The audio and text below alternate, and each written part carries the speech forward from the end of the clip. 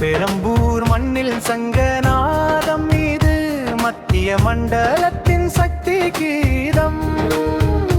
சக்தி கேந்திரங்கள் சங்கமிக்கும் நம் வெற்றி பயணத்தின் தொடக்கம் இது. திரு அரவிந்த் மேனன் தலைமையில் திரண்டோம் வெற்றி கொடியை பெரம்பூரில் ஏற்றிட துணிந்தோம். மத்திய அரசு திட்டங்கள் கோடி அதை மக்களிடம் சேர்ப்போம் மோடி ஆடி. சக்தி கேந்திரா பொறுப்பாளர் ரேணுகாஜி வரிகள் நம் தொண்டர்கள் நெஞ்சில் வெற்றி ஒளிகள்.